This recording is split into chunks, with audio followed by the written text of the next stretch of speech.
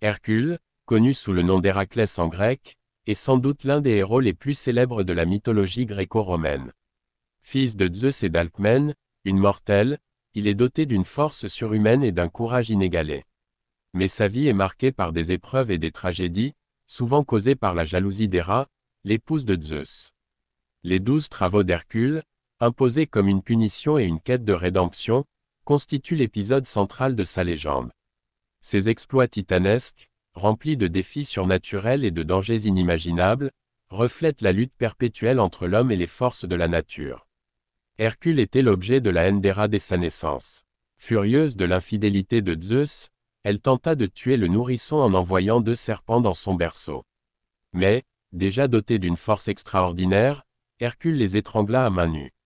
Devenu adulte, Hercule se maria avec Mégara, une princesse thébaine, et eut plusieurs enfants. Cependant, Héra, dans sa cruauté, le plongea dans une folie meurtrière. Dans un accès de rage, il tua sa femme et ses enfants.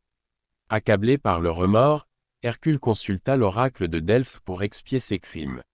La Pythie lui ordonna de se mettre au service d'Eurysthée, roi de Mycène et cousin d'Hercule, pour accomplir une série de tâches apparemment impossibles, les 12 travaux. Ces travaux avaient un double objectif, purifier Hercule de ses crimes et prouver sa valeur héroïque. Eurysthée, manipulé par Héra, espérait que ces missions entraîneraient la mort du héros. 1. Le lion de Némée. Le premier travail consistait à tuer un lion monstrueux qui terrorisait la région de Némée. Sa peau était invulnérable aux armes humaines. Après avoir tenté en vain de le tuer avec des flèches et une massue, Hercule comprit qu'il devait l'affronter à main nue. Il étrangla la bête et utilisa ses propres griffes pour découper sa peau, qu'il porta ensuite comme une armure protectrice.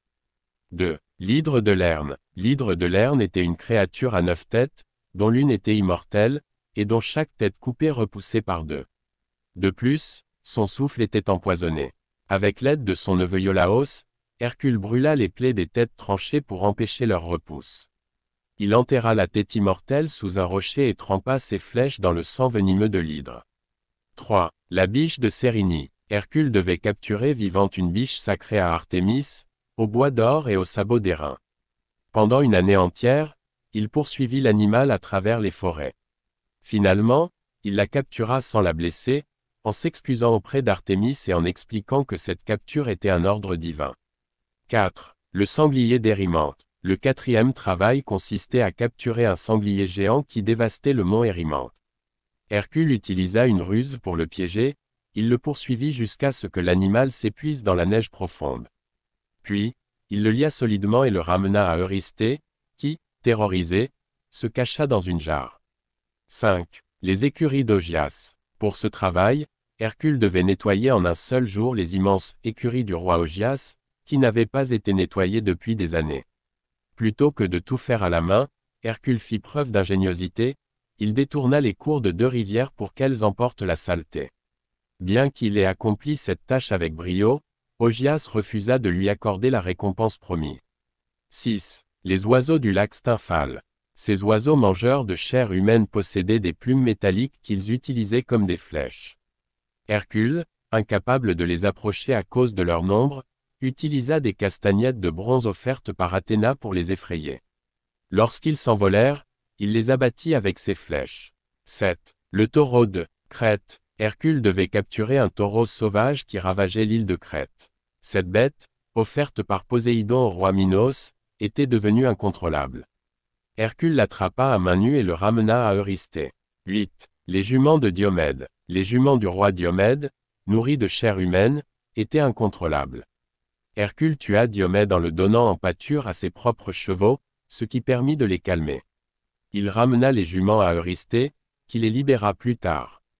9. La ceinture d'Hippolyte. Pour ce travail, Hercule devait récupérer la ceinture d'Hippolyte, reine des Amazones.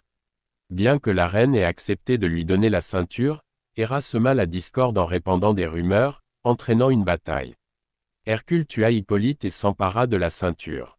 10. Les bœufs de Gérion. Gérion, un géant à 3 corps, possédait un troupeau de bœufs rouges gardés par un chien à 2 têtes. Hercule tua Gérion et le chien, puis ramena les bœufs en Grèce après un voyage semé d'embûches. 11. Les pommes d'or des Hespérides. Ces pommes sacrées, gardées par les Hespérides et un dragon immortel nommé Ladon, étaient un cadeau de mariage offert à Héra. Hercule obtint l'aide d'Atlas, le porteur du ciel, pour récupérer les pommes. Il accepta de tenir le ciel pendant qu'Atlas les cueillait, mais usa d'un stratagème pour convaincre le géant de reprendre sa charge. D'où Cerbère, le gardien des enfers. Le dernier et plus périlleux des travaux consistait à capturer Cerbère, le chien à 3 têtes qui gardait les portes des enfers. Avec l'accord d'Hadès, Hercule parvint à maîtriser la bête à main nue, sans utiliser d'armes. Il ramena Cerbère à Eurysthée, qui, horrifié, ordonna à Hercule de le renvoyer immédiatement aux enfers. Les 12 travaux ne sont pas seulement une série d'exploits héroïques. Ils symbolisent la lutte contre les forces du chaos, de la mort et de l'injustice. À travers eux, Hercule incarne l'effort surhumain nécessaire pour surmonter les obstacles de la vie et expier ses fautes.